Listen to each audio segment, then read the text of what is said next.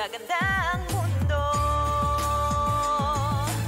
Magandang lalaki at babae po sa inyo lahat. Ako po, si Vic Garcia. Ako naman po yung kapamilya, Avelyn Garcia, at ito ang Tulong ko pa sa Global sa TFC, The Filipino Channel. Nandito na naman kami para bigyan kayo ng tulong, kaalaman, para sa buhay na mas matagumpay, Mas masaya. at mas makabuluhan. Kapamilya, may kilala ka bang gusto nang mag-resign sa trabaho? Sila yung mga taong tamad na tamad ng gumising sa umaga para pumasok sa trabaho. Good news, mamaya po pag-uusapan natin ano-ano ang dahilan bakit may mga taong nagbabalak ng mag-resign sa trabaho at hanapan natin ito ng solusyon. Yes, sa ating episode na Gusto ko nang mag-resign. Pag-uusapan din natin mga tips ni Dave Ramsey para yumaman. Tabayanan niyo po yan. Pero, bago ang lahat ng yan, ano gagawin natin? Maraming salamat sa patuloy na pagsubaybay ninyo sa amin sa Tulong Ko Pa sa Global. Dito lamang po sa TFC, The Filipino Channel. At binabati mo namin lahat na nanonood at patuloy nanonood ng programang ito. Tuloy nyo lang po dahil marami pa tayong pag-uusapan na tunay na magpapaganda ng inyong buhay. Yes! At syempre, we would like also to greet the 4 couples that we recently hosted at home. Happy viewing kina Frankie and Al De Leon, Jessie and Beth, Ray and Emma, and Jimmy and Anjing. Maraming salamat kasi talaga namang nag-enjoy kami na kasama kayo. Bago tayo dumako sa tulong pampagana, okay, may paalala lang po kami sa inyo. Kung miss na miss nyo na ang pagkain Pilipino, katulad ng Sinigang sa miso, kaldereta, kare-kare, pinakbit, lechong kawali, nako, crispy pata, at marami pang iba. Nako, isama na ang kapamilya at kaibigan sa Bistro Filipino. They have all-you-can-eat Filipino food located at 1559 E. Amar Road, Suite AB, West Covina, California.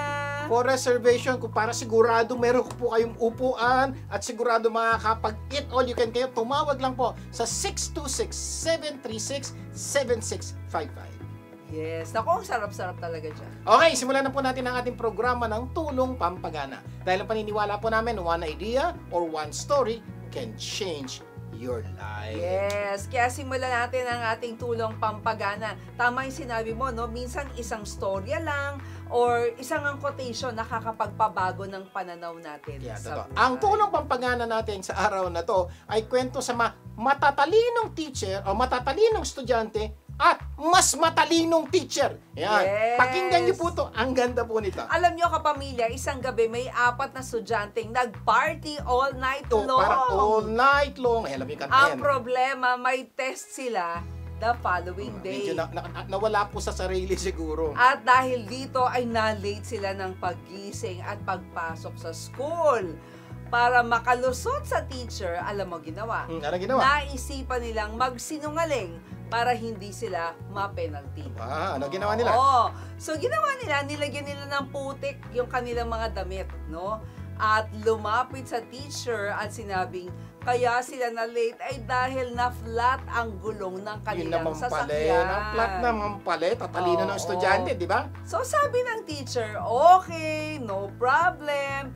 Bibigyan ko pa rin kayo ng pagkakataong kumuha ng test. Yan. So, inilagay ng teacher ang 4 na estudyante sa iba't ibang room. Yan. At Hiwa-hiwalay. binigyan ng test paper. So, 2 lang ang tanong sa test paper. Ano yun? Number 1. Una, what is your name? 1 point yun. Oo.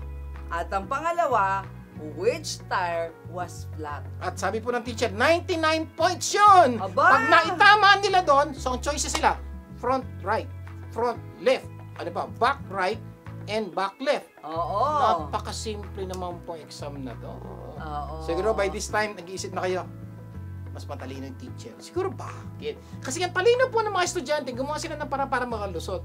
Ang di nila naisip, yung teacher mas matalino sa kanila. Kaya isipin nyo, the moment maiba-iba ang sagot nila sa sagot. Na malamang iba-iba. At malamang, Oo. kasi ibig sabihin, huli sila ng teacher, sinungaling sila, baksak silang lahat. So, what can we learn from this? At hindi lang po tayo, hindi lang po yung mga estudyante matututo dito, bawat tayo. Kasi po, kuminsan, para rin tayo yung mga estudyante. Balak Ang lumusot. kala natin, matalino tayo, may mas matalino pala sa atin. Number 1. Lesson number 1, ako, don't lie. Huwag na kayo magsinungaling. Kamuha po ng ginawa po ng mga estudyante. Dahil ayaw nila maparusahan, ayaw po nila na yung exam bumagsak sila dahil sa kanilang kalokohan, nag-isip po sila ng paraan para makalusot. Nagsinungaling sila. Ang malaki nilang pagkakamali is this. Yung teacher mas matalino sa kanila. Nahuli sila. Pwede naman siguro sinabi na lang nila yung totoo na actually sa totoo lang nag-party kami. 'Di ba? Na hindi kami nagising ng maaga. Pwedeng may consequence. Pero malamang hindi ganon na bumagsak sila. At yun po, konektado po sa lesson number 2 na napaka-importante. Ito po dapat ang maunawa natin. Ang lesson number 2 is take responsibility for your action. Yung po hindi po ginawa ng mga estudyante. Alam nilang mali sila. Alam po nila kaya nag-isip sila ng kasinungalingan. Pero po in times like that, tayo po, kung minsan ganun din po tayo, alam nating mali tayo, magsisinungaling tayo because we don't want to take responsibility for our action. Ganun po yung ginawa ng estudyante eh. Kahit mali ako, pero makalusot naman ako, ilusot natin para hindi ako maparusahan sa mali kong ginawa. May mga nakilala akong mga empleyadong ganyan, di ba? Para lang makalusot, di ba? Sa boss, magsasabi ng hindi maganda or sisisihin pa yung ibang tao, hindi na tinatake yung responsibilidad. Alam niyo, base po sa pag-aaral, napaka-importante po ang pagiging matutong mag-take the responsibility. Ang mga tao pong marunong mag-take ng responsibility sa mali nilang ginawa, ito daw po yung maasenso. Kasi po lahat po na umasenso, nagkamali rin naman yun eh. Pero yung mga taong umasenso, dahil tinanggap nila yung responsibility nila.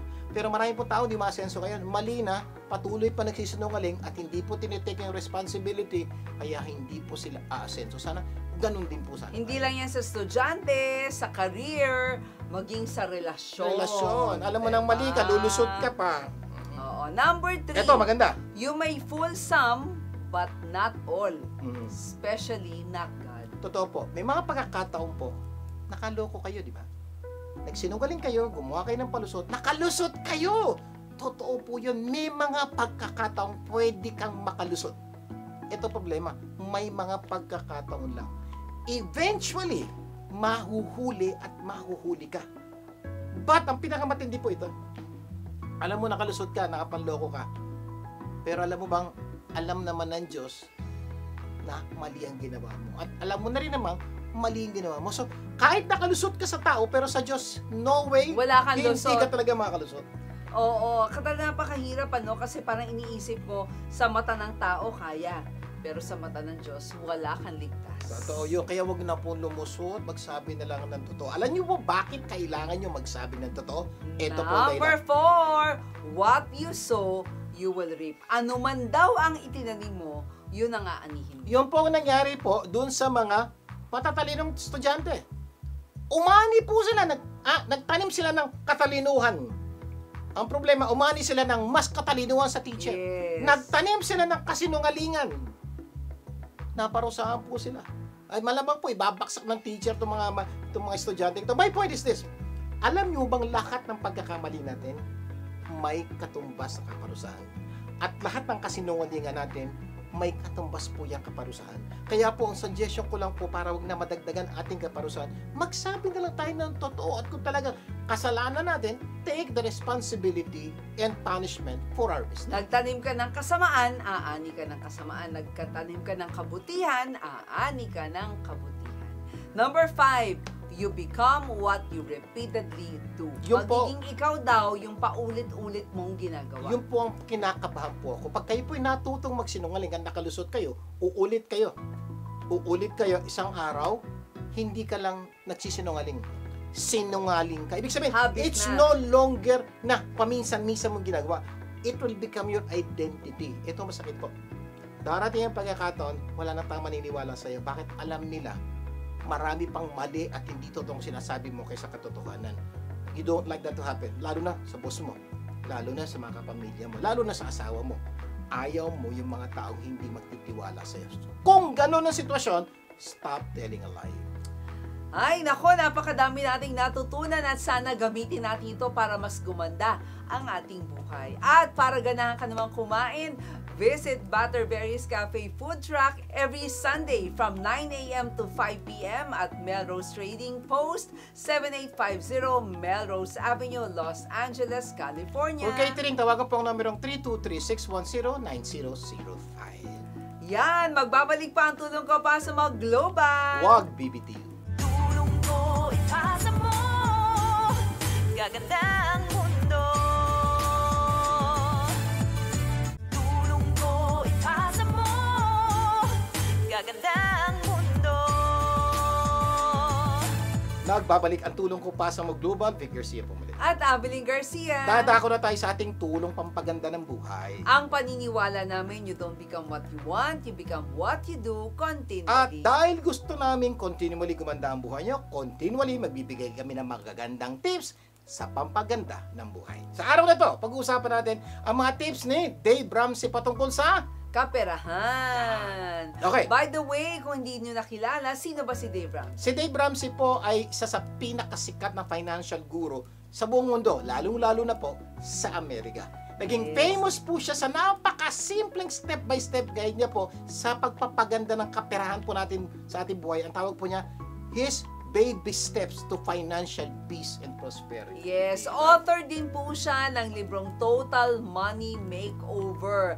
At ilan sa mga tips niya ay ang mga sumusunod. Bigyan po namin ilang tips. Pag ginawa nyo to, malaki po magpapaganda sa inyong kaperahan. Number 1. Kakaiba siya. Sabi niya, number 1, don't buy new cars. Ito sabi niya, as soon as you drive off the car dealership, your investment depreciates. So kung kaya po, turo niya po hanggat maaari huwag bibili ng bagong kotse. Kasi kadalasan po, napakamahal po nito. Except siguro talaga matinding promotion. Bihira naman po mangyari yun. Pero may nangyayari pa minsan-minsan.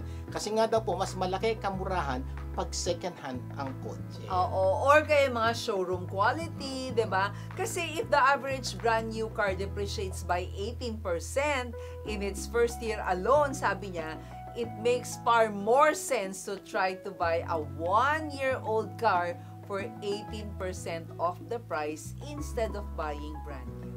Yun ang kanyang pananaw. Hindi na mo sinasabi mo kayo bumili. Kung marami kayong pera, Yes. pwede. Sinasabi niya lang, kung yung bago, napakamahal, after 1 year, magdi-depreciate ng 18%, suggestion niya, bumili na kayo yung second hand. Kakaintindi natin. At marami po mga dealership ang nagbebenta ng second hand at a much lower price. At marami dito, may warranty pa rin. Oo, may warranty pa, di ba? Number 2 naman, sabi niya, buy a modest home you can afford.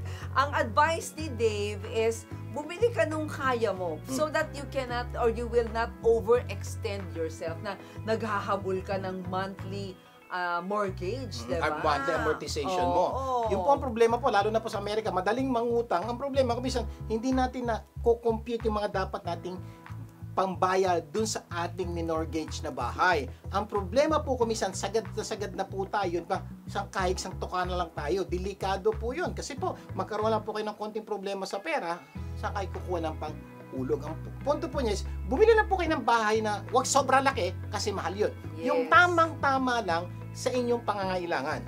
Now, siri, magkakaanak ko, madadagdag. Oo, yan. Punto is, pwede ka naman bumili uli ng bahay pag malaki na ang Yes. pamilya mo. Kasi lalo na po sa Amerika, madali lang naman po magbenta ng bahay. Bumili ka 2 bedroom. Pagkatapos, benta mo, bili ka ng 3 bedrooms. Pero kung bibili ka kagad ng 3 or 4 bedrooms na hindi mo pa kailangan, ang laking gastos mo.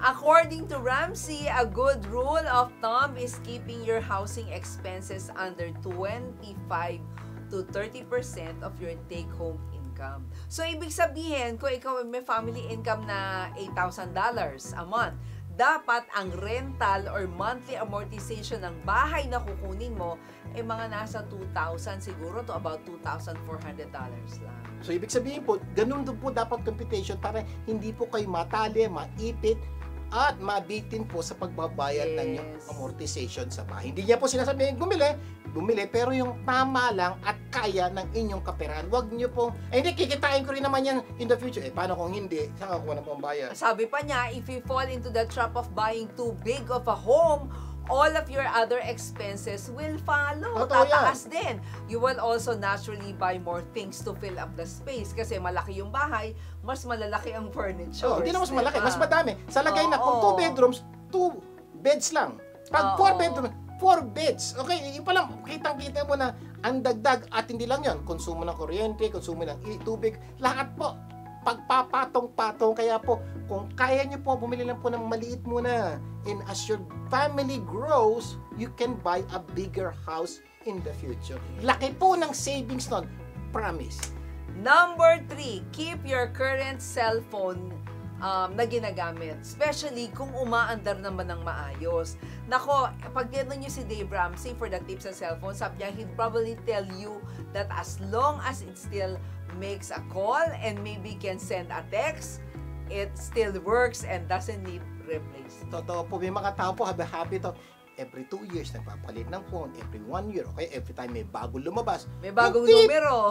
Hindi po masama yun kung marami kang pera. Pero kahit marami kang pera, pag-isipan mo mabuti, sayang.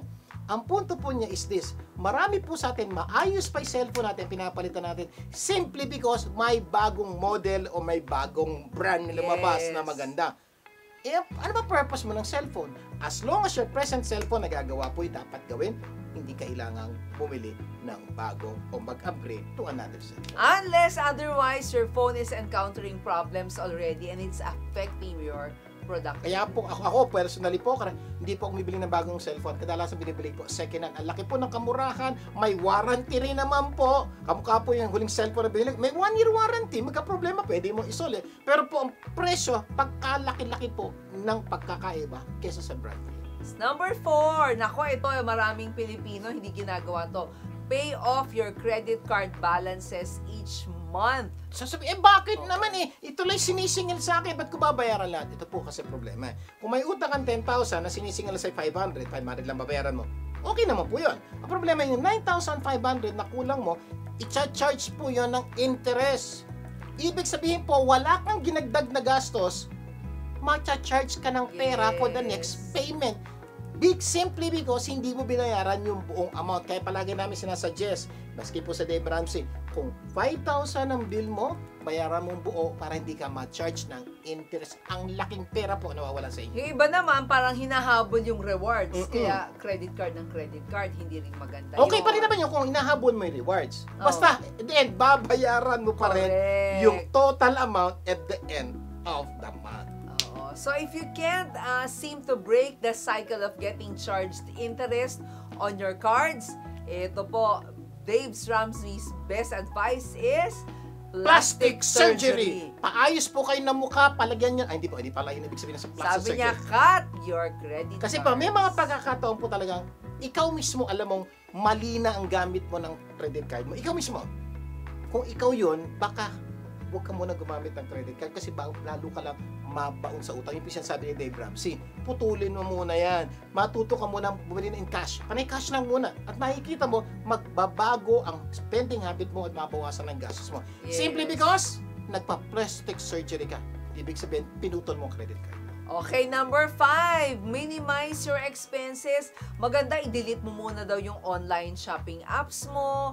Avoid eating outside kasi ang mahal din ng pagkain sa labas, ha? Or i-cut mo yung mga subscription mo na hindi mo naman lalong ginagamit. Totoo yun. May mga pagkakataon po kasi mag-enroll kayo sa gym, magbayad kayo buwan-buwan, may subscription, hindi nyo naman ginagamit. Yes. Mag-subscribe kayo sa mga online TV show, radio show, movies, hindi mo naman ginagamit. Sir, $10 lang naman yan. $15. Pag pinagpatong-patong may 10, 15, 20, one day, yun lang ho, Malaki $100 na. So, suggestion po niya, kung pwede, huwag na kayo mag-subscribe. At mas maganda, tanggalin niyo po yung mga apps sa cellphone niyo para hindi na kayo makabili. Number 6, nako, pay cash whenever possible. Kasi sabi niya nga, yung cash daw is harder to let go or debit card instead. Yun. Kasi Pero nga, ingat din sa paggamit ito, ha? Dahil hindi mo physically nakikita ang lumalabas na pera, baka mapagastos ka din ng malaki. Yung sa debit card. yun. Oo. Kaya nga po, ito po isang technique na ginagawa niya. Sa mga tao talagang malaki na ang problema sa pera. Cash lang kayo palagi. Makikita, just changing the way you spend will change the way you will have your financial problem. Mababawasan po. Simply binago niyo po yung mga bagay niyo. Sana marami tayong natutunan sa ating pinag-usapan. At mamaya sa tulong dagdag kaalaman, pag-uusapan natin, ano-ano ang dahilan bakit may mga taong nagbabalak na mag-resign sa trabaho. Baka ikaw yan. Kaya antabayanan nyo yan mamaya. Magbabalik pa ang tulong ko para sa mag-global. Huwag bibitin. Tulong ko, ipasa mo. Gaganda ang mundo. Tulong ko, ipasa mo. Gaganda ang mundo. Nagbabalik ang tulong ko pa sa mo Global. Vic Garcia po muli. At Abilene Garcia. Dadako na tayo sa tulong dagdag kaalaman. Kung saan nahanap tayo ng paraan para mas madagdagan ang ating kaalaman. Kapamilya, may kilala ka bang taong wala ng ganang magtrabaho? Yung bang tamad ng gumising sa umaga para pumasok sa trabaho. At ang parating sinasabi ay, "Hay, trabaho na naman.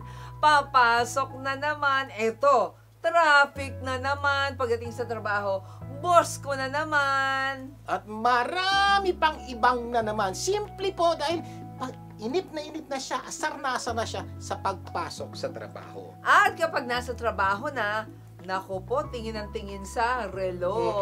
Kung malapit na ang uwian. Okay, ngayon, ikaw, ganado ka pa ba sa pagtatrabaho mo? O sawang-sawa ka nang pumasok sa opisina? Kaya ang pag-uusapan natin ngayon ay ano-ano mga dahilan bakit may mga taong nagbabalak ng mag-resign sa trabaho. Ay, pero hindi lang po yan. Hahanapan din po natin ng solusyon yung bawat problema para baka naman hindi nyo kailangan mag-resign. Kailangan lang masolusyonan yung dahilan bakit kayo parang gusto nang mag-resign. Sa ating episode na, Gusto ko nang mag-resign. So, isa-isahin po natin. Makinig po kayo. Marami po dahilan ba't nangyayari ito. Number 1. Dahilan number 1, mababa ang sweldo o kulang sa benepisyo. Isa po yan sa malaking dahilan ba't marami po tao gusto nang mag-resign. Sir, ang baba naman ang sweldo ko eh. Tapos wala pang benepisyo. Buti pa doon sa ibang kumpanya, sa kumpanya ng kapatid ko, ng kaibigan ko. At ang problema po rin, nagkukumpara siya. Pag-isipan niyo mabuti. Kung wala siyang alam na sweldo sa ibang kumpanya, malalaman niya bang mababa yung sweldo niya? Hindi. Kaya lang nagkakaroon po, nagkukumpara. So, problema po itong malaki. Sir, pag ganyan ang problema ko, nawawala na ako ng gana magtrabaho, may solution ba? Yes! So, ito solution namin sa problema. Solution number 1, maghanap ng trabaho magbibigay ng mas malaking sweldo kung meron. Pala eh. Oo. Problema mo pala yung sweldo. Ba't di ka maghanap? Para at least, pag nakahanap ka na mas malaki sweldo, hindi mo na problema, hindi ka natatamarin, gaganahan ka na magtrabaho dahil malaki sweldo benepisyo mo. Ito tanong, ba't hanggang ngayon hindi ka pa naghahanap? O, baka sinubukan mo na. Kaya lang, walang nangyari. So, punto po is, alamin mo talaga problema mo. O, step number 2, dun sa mababa ang sweldo, solusyon. Kung wala kang makitang magbibigay sa'yo ng malaking sweldo, magpasalamat ka na may sweldo ka kahit mababa. Kasi yung iba, mababa ang sweldo, kahit mababa sweldo, wala eh. 'Di ba? So, sana, in that kind of perspective na grateful ka, manumbalik ang gana mo sa trabaho. So, ibig sabihin po, ito na yung pagkakataong sinubukan mo ng maghanap. Wala kang makita o hindi ka matanggap. So, ano ang punto? Ang punto na suggestion namin is, makontento ka na sa kinikita mo. Huwag mo nang tingnan na mababa yung sweldo mo. Magpasalamat ka na lang na may kita ka pa. Pag ganun po ginawa nyo, may malaki pong posibilidad na babalik yung gana nyo sa pagtatrabaho. So, this time, papasok at hindi mo na hinihila yung paa mo papunta sa opisina. Correct. Masaya ka na. Kasi nga po, sinubukan mo na. Wala ka talagang makita. Pasalamat ka na lang. Naalala ko yung sinabi ni Oprah Winfrey. Sabi niya, be thankful for what you have. You will end up having more. Ibang klase, di ba? So, if you concentrate on what you don't have, you will never, ever have enough. Yung po problema, kaya marami sa atin malungkot eh. Wala ako nun. Kaya malungkot ka. Oo. Baliktarin mo daw, sabi ni Oprah. Buti na lang, may sweldo ako. Buti na lang, ganito. So, hindi nagbago yung kita mo. Hindi nagbago yung benepisyo mo. Pero sumaya ka. Yung pong gusto namin gawin sa inyo, pwede niyo pong gawin yan. Promise po, magbabago mundo niyo. Kaya pala, sir, no, maraming taong wala ng gana sa buhay kasi mahilig maghanap ng wala. Siyempre naman, hanapin na ba yung meron? Oo, nakalimutan nila na marami siyang meron. Yung po ang problema ko minsan, nakalimutan na yung meron tayo kasi kahanap ng wala. Titigan mo yung meron ka, baka hindi mo na kailangan maghanap ng wala, sasaya ka na. May magandang pananaw si Epictetus dyan. Sabi niya, he is a wise man who does not grieve for the things which he has not, but rejoices for those which he has. Yan, gusto niyo itong maging matalino? Huwag daw kayo malungkot sa mga bagay na wala kayo. Matuwa kayo sa mga bagay na meron kayo. Pag ginawa niyo yan, matalino ka pre. Tandaan mo to ha, yung iba naman, mataas ang sweldo pero sobrang hirap ang trabaho. Yan, oh. Diba parang minsan nag-aasam ka na, gusto ko naman Ganun, mataas ang sweldo pero sobrang hirap ng trabaho at wala na silang panahon sa pamilya. baka kapag natuto kang magpasalamat, baka bumalik ang gana mo sa trabaho. Yung po ang problema, marami po sa atin gusto tumaas ang sweldo pero ayaw natin madagdagan yung responsibilidad. Oo. Kadalasan po, pag mataas ang sweldo, mas mataas ang responsibilidad, mas mahaba ang oras sa trabaho, maraming hinihingi ang boss. Okay ba sa iyo yun? Sir, hindi. Okay na yung sweldo mo. Mapatuwa ka na dyan. Oo. Kaya nga sabi ni sino yun? Si Spider-Man, Mm. great powers comes great Great responsibility. Sa akin naman, greater money o greater salary comes greater responsibility. Tandaan mo yun. Sabi ni William Arthur Dward, gratitude can transform common days into Thanksgivings, Yeah. di ba? Turn routine jobs into joy and change ordinary opportunities into blessings. Kaya pasalamat ka, may sweldo ka. Ano pa ibang pwede gawin? Oo, kung wala kang dapat ipagpasalamat, i-check mo yung pulso mo. Ibig sabihin, sir, talagang Oo. mababang sweldo, walang hiya ang boss ko, Oo. talagang walang maganda sa opisina namin. Assuming ito ka na. I-check mo yung pulso mo, buhay ka pa ba? Pasalamat. Yung iba hindi na nagising kaninang umaga So, meron ka pa rin dapat Ang ipagpasalamat. dami po. Sir, wala na talaga. Nagawa ko na lahat. Wala. Ito na, step number 4. Mag-resign ka na. Oh. Talaga na, wala na solusyon talaga. Binigyan ka na namin ng tips, wala pa rin. Mag-resign ka na, maghanap ka ng trabaho. At sana, panalangin namin, makakita kang trabaho na mataas ang sweldo at mataas ang benepisyo. Nasasaya ka. Sana. Yes. Pero sana ipanalangin mo bago mo gawin So, yan. number 2 reason, bakit ayaw na gusto na mag-resign ng tao? Kasi hindi daw nila kasundo Ayan. yung mga katrabaho. Mm. Pwedeng boss, Mm. pwedeng office mates, at marami pang iba. Sir, pag ganyan, ano ang dapat gawin? Malamang sabi mo, ako nga yan. Hindi ko problema, sweldo ko okay lang. Pero yung mga katrabaho ko. Relationship, no? Ito Oo. ang solusyon. Number 1. Number 1, alamin mo bakit hindi kayo magkasundo. Remember, control is the root of all conflict. Kadalasan kaya hindi kayo magkasundo kasi pareho kayo wants to be in control. Kung isa lang ang in control, edi walang away. Okay, sa tingin mo, sino dapat ang in control sa trabaho? Ikaw o yung boss mo? Alam mo na, samang sagot dyan, yung boss mo. So, kaya kayo nagkakakuko ng boss mo, may gusto siyang gawin, ayaw mo. Hindi po, kaya ka nahihirapan, hindi mo siya makasundo. Sa hindi ka makasundo, hindi. Hindi mo lang gusto yung pinapagawa niya. Pero, pag pinabayaan mo siya, sundin mo lang yung gusto niya, magkakasundo kayo. So, kumisan po, tayo may problema. Ayaw natin sundin yung mga taong nakakataas sa atin. Kaya pala, no, that leads us to step number 2. Be humble. Sumunod ka sa boss mo. O pagpasensyahan mo yung mga katrabaho mo. Pag ginawa mo yan, gaganda ang inyong pagsasama. Totoo, ako po, meron isang technique na ginagawa po pag medyo may pagkakataon, naiinis na ako sa mga tao nakapaligid sa akin. Ang inisip ko, pasayahin mo na lang sila. Diba? Give them happiness. Diba may gusto siya sabihin, okay, kahit you disagree, may mga pagkakataon po talaga, hindi mo gusto Pero opinion lang po yun My point is this, kung kaya mo naman paligayahin ng ibang tao, sundin mo na lang. Huwag ka na makipagbangayan, huwag ka na Yes. makipag-argue dahil baka atakihin ka rin sa puso. So my point is this, makisama ka na lang para maging maayos sa pagtatrabaho. Kaya minsan kasi nagkakaroon ng problema because ma-pride tayo Kaya nga sabi ng Bible, pride comes before destruction and haughty spirit before a At normally nangyayari pride. Tama naman ako Ito po, Yeah. tandaan niyo po to. Tama ka.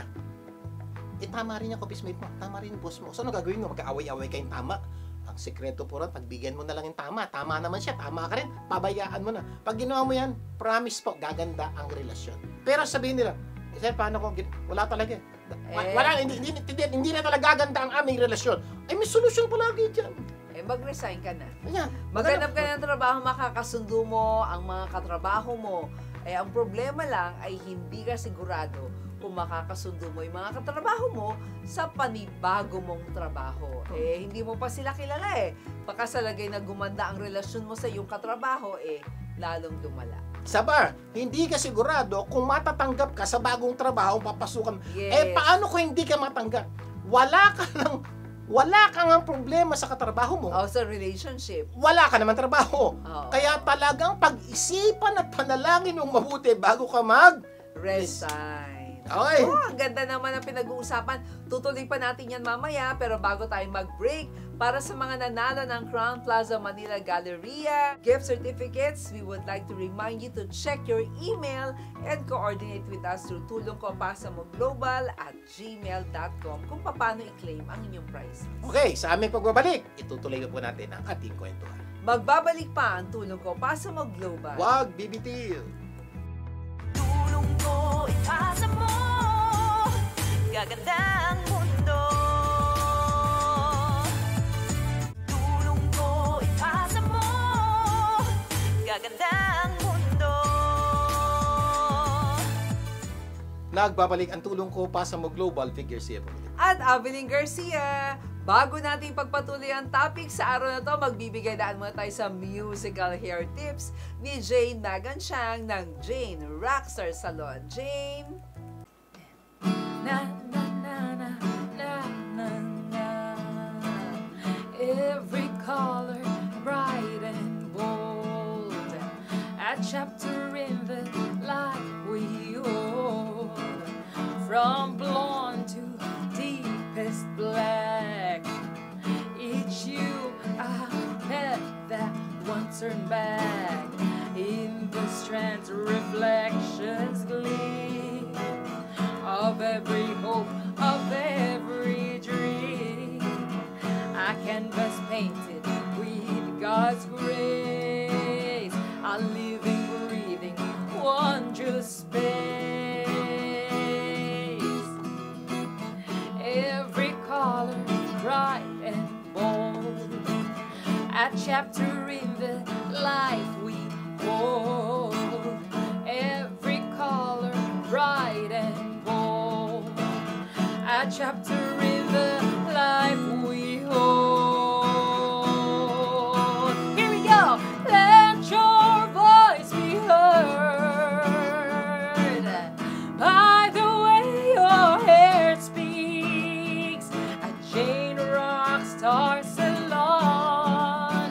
Yes, you can be home. Maraming salamat, Jane. Until next time. Kaya sa mga gustong magpakonsulta kay Jane, bisitahin lang ang Jane Rockstar Salon sa 12146 South Street C, Artesia, California. Tawagan niyo po ang numero 562-850-7110. Okay, tutuloy na po natin ang pagsagot sa tanong na ano-anong dahilan ba't may mga taong gusto nang mag-resign sa trabaho at paano ito masusolusyonan. Sa ating episode na, gusto ko nang mag-resign. Okay, review ng dalawang bagay na pag-usapan natin. Ano yun? Number 1, sabi natin kaya nagre-resign, mababa daw ang sweldo o kulang sa benepisyo. Number 2 reason. Yes, hindi kasundo ang mga katrabaho. Si boss, si katrabaho at kung sino pa. Ito, pangatlong dahilan. Hindi patas ang laban. Yeah, it's unfair. It's unfair. So, sir, paano sir ano gagawin kung yung mga pagkakataon sa aming trabaho, okay naman yung trabaho ko, okay naman yung sweldo ko, okay na benepisyo. Kaya lang, hindi patas yung trato eh. Dapat na-promote ako, hindi ako pre-promote. O dapat ako yung binigyan ng salary increase, siya binigyan. O ako palagi na pagalitan, siya hindi. Yan. Sir, unfair. Okay lang naman sa akin. Kaya lang, gusto ko lang maging fair yung laban.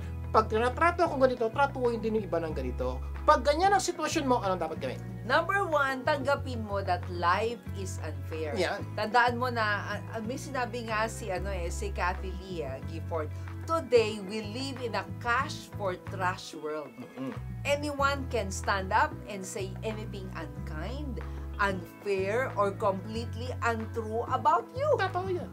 And then, they are rewarded financially for it. Abay, nagkakaroon pa ng reward because life is unfair. Isa pong bagay na kailangan nyo maitutunan, kung kayo po'y dumadaan sa sitwasyong life is unfair, unfair treatment sa lugar na pinagtatrabuhan nyo, ilagay nyo po sa isip nyo. Ako po, matagal ko. Nung matutunan ko po to sa simple buhay ko, that life is unfair. Tanggapin nyo na po na may mga taong may kasalanan, hindi napaparusahan. May mga taong walang kasalanan, sila napaparusahan. Yung mga taong hindi dapat promote, napo-promote. Pero may mga tao namang dapat i-promote, hindi napapromote. Ganun po ang buhay. Isang bagay po na kailangan maunawaan nyo. Life is unfair. So, sir, ganun na lang yun. Tatanggapin ko na lang na life is unfair. Ganun po talaga. Pero Pero may step number 2. Magkadikit po ito. Yes. Ano yung step number 2? Alalahanin mo that although life is unfair, God is fair. Diba? Ito pinangako ng Diyos. What you sow, you will reap. Kapag nagtanim ka ng pangit, aani ka ng pangit. Kapag nagtanim ka ng maganda, aani ka ng maganda. So, ito isang magandang prinsipyo na dapat yung ilagay.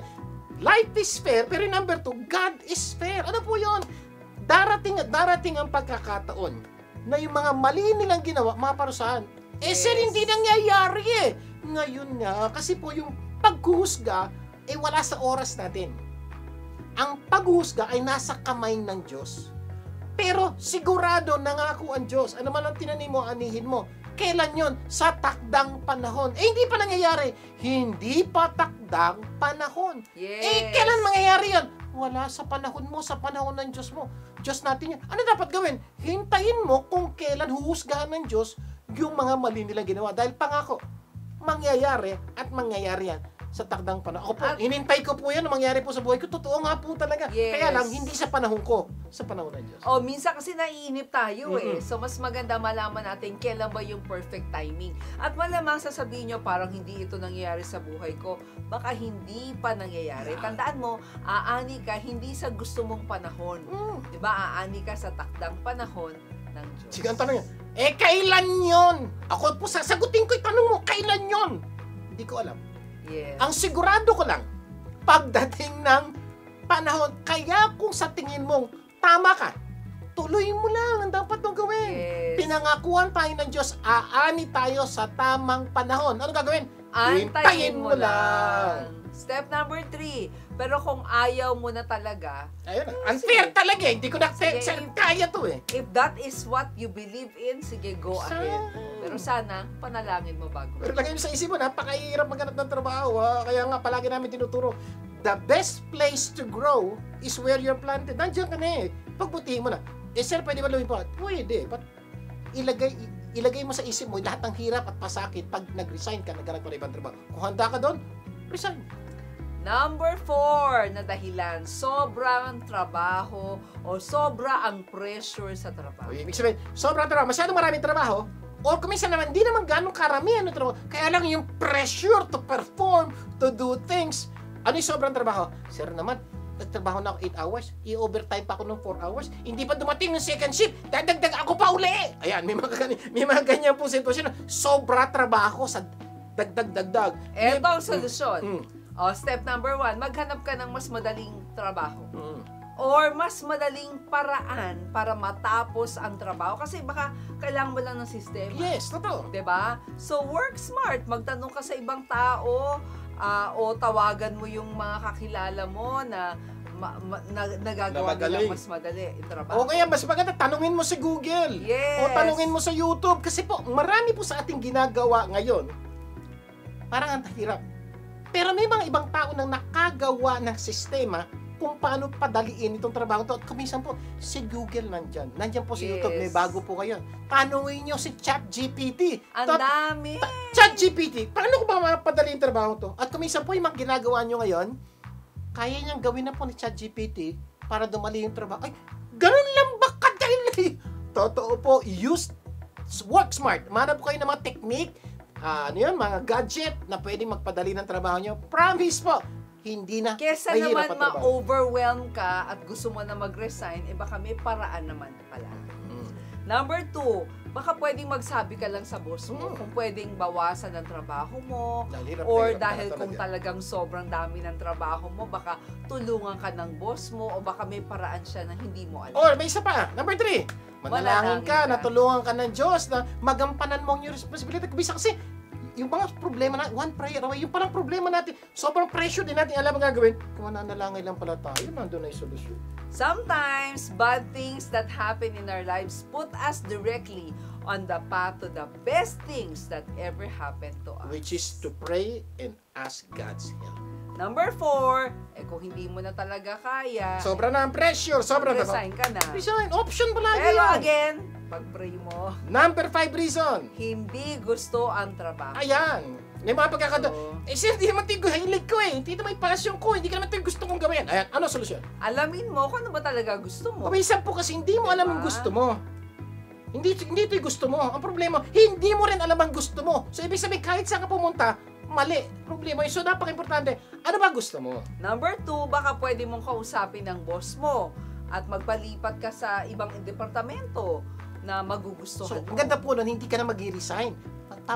Magpapalipat ka lang at may mga pagkakataon po kami nakita, nagpalipat lang po, gumanda ang buhay, naging masipag, gumanda. Kumisan po, hindi kailangan mag-resign, lipat lang. Or baka pwede mong piliin gustuhin ang trabaho because life is a choice. Piliin, andyan na yan. Alam mo, yan na lang pwede posible. Piliin mo na. At Pero, kung wala pa rin, maghanap ka na ng trabahong gusto mo. resign! Diba? Number 6. Number 6, feeling mo walang asenso. Yan. Isa, paano kung walang asenso yung trabaho? Ano dapat gawin? Tanungin mo ang boss mo kung paano ba ma-promote. Baka hindi mo lang nagagawa ang gusto ng boss mo or hindi mo gusto, yung pinapagawa Kung minsan ganun lang po nangyayari, kaya hindi ka na pa-promote ng boss mo, hindi mo ginagawa yung dapat mong gawin, o may ginagawa ka na hindi niya gusto. Eh, sir, paano ko malala? Eh, di tanongin, boss, ano yung dapat kong tama sa buhay ko? Ano yung dapat kong gawin? Alam mo, makikita mo, magbabago pananaw ng boss mo sa'yo, baka i-promote ka na. Step number 2, maghanap ka ng trabahong pwede kang umasenso. Lipat Kung na! meron, lipat ka na. Mag-resign ka na, yun ang sinasabi namin. At the end of the day, ikaw mamimili, gusto mo bang umasenso? O wala nga asenso pero may trabaho ka naman. At the end of the day, mag-isip ka. Mamaya, tutuloy natin ang ating usapan kung ano ang dahilan bakit may mga taong nagbabalak mag-resign at ano ang solusyon dito. Magbabalik pa po ang tulong ko para sa Maglo. Huwag bibitiw! Tulong ko ipasa mo, gaganda ang mundo. Tulong ko ipasa mo, gaganda ang mundo. Nagbabalik ang tulong ko para sa Global. Vic Garcia po muli. At Abilene Garcia. Bago natin pagpatuloy ang topic natin ngayon, magbibigyan naman tayo sa usapang life insurance mula sa Outstanding Living Benefit Specialist sa si Gina Criste. Gina! Kapamilya, nandito na naman ako. Are you ready for the unexpected? Paano kung bigla kang na-aksidente that leads to a coma or paralysis? Have you ever thought how you would cope? Life can change in an instant, kaya dapat lagi tayong handa. One way to prepare is through life insurance with living benefits. Have you considered how can this protect you and your loved ones? Imagine having peace of mind, knowing that if something were to happen, meron kang financial support. It can provide funds for medical expenses, therapy, and everyday needs. Hindi mo kailangang mag-alala tungkol sa pera habang nagpapagaling ka. Isn't that a powerful way to ensure security? But beyond financial preparation, we need to trust God. Nasa Kanya ang tunay na pag-asa. When we face challenges, it's our faith that can carry us through. By combining faith and practical steps, we can face the future with confidence. Trust in God's plans and His unwavering love. Sa ganitong paraan, you can ensure that no matter what happens, you and your family will be protected. Pero huwag kakalimutan ang blessing ng living benefits. These are benefits for the living. Mapapakinabangan ang life insurance mo habang buhay ka pa. So don't wait until it's too late. I'm here to help you. Gusto mo din bang makatulong sa iba katulad ko? You too can be a living benefits specialist. Ang maganda dito, makakatulong ka na, matutulungan ka pa. Ito po si Gina Criste. Text or call me at 323-244-9784 or send an email to tulongkopasamoglobal@gmail.com. Until next time! Maraming salamat, Gina! Until next time! Okay, tutuloy na natin ang pagsagot sa tanong na ano-anong dahilan ba't may mga tao nagbabalak ng mag-resign sa trabaho. Sa ating episode na... Gusto ko nang mag-resign. Okay, number 1, review. Okay, review lang. Number 1, mababa ang sweldo o kulang sa benepisyo. Number 2, hindi kasundo ang mga katrabaho. Number 3, hindi patas ang laban. Yeah. It's unfair. Unfair. Number 4, sobra trabaho, pressure sa trabaho.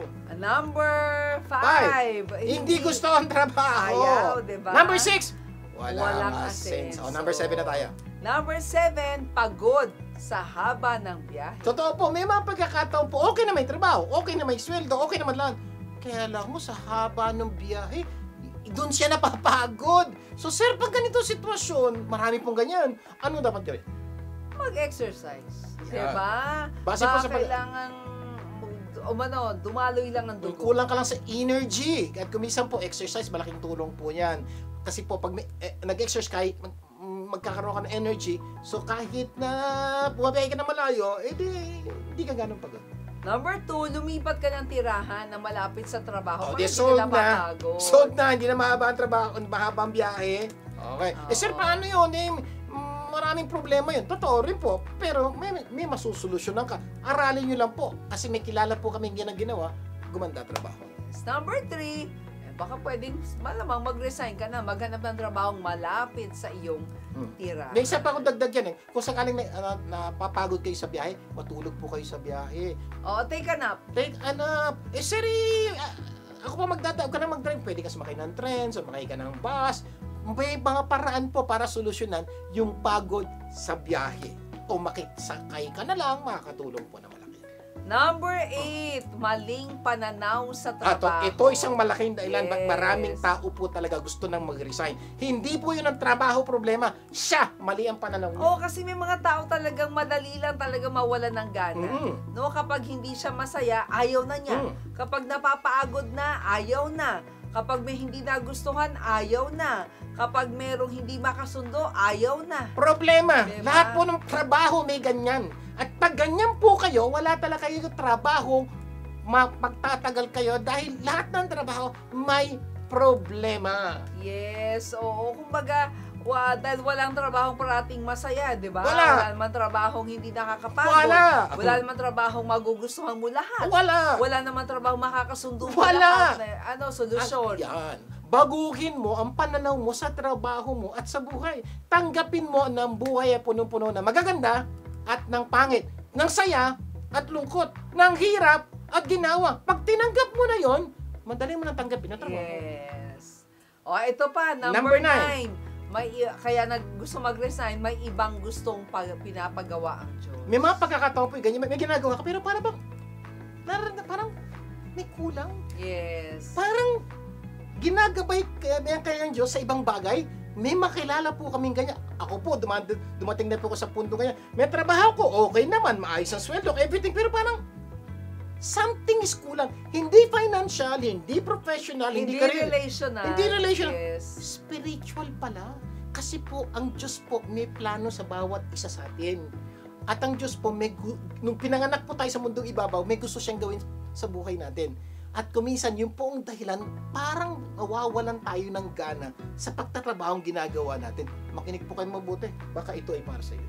Number 1, alamin mo ang pinapagawa ng Diyos o yung calling niya sa buhay. May mga tao po sa inyo na para bang may nadidinig kayong parang sinasabi ng Diyos sa inyo. Makinig kayong mabuti kasi baka ito talaga magandang plano. Okay? Take note, hindi po para sa lahat to kasi may mga tao, wala naman ako nadidinig. So hindi po sa inyo to. Pero may mga tao po talaga parang may kulang at every time pupunta ng simbahan, magbabasa ng Bible, makikipag-usap sa mga spiritual leader, may makukuha siyang parang gabay. Kung kayo to, makinig ka. At number 2, panalangin mo at humingi ka ng tulong sa Kanya. Totoo po, pag ito yung Diba? sitwasyon nyo, para you put your hands together at every night, That's Lord, true. tulungan nyo po. Ano ba yung pinapagawa nyo? Ito po maganda, sabi ng Diyos, seek and you shall find. Pag naghanap kayo, matatagpuan nyo daw. Yung po, promise po, pag talagang hinanap nyo ang kalooban ng Diyos sa buhay nyo, matatagpuan nyo. At ito po isa sa pinakamasaya, pinakamagandang araw sa buhay nyo pag nalaman nyo na ang gusto ng Diyos na pagawa sa inyo. Yes. Trust in the Lord with all your heart. Number 3, gawin mo. Tandaan mo, si Lord hindi nagkakamali, Tayo, marami tayong nagawang pagkakamali, di ba? Kaya remember to trust in the Lord with all your heart and lean not on your own understanding.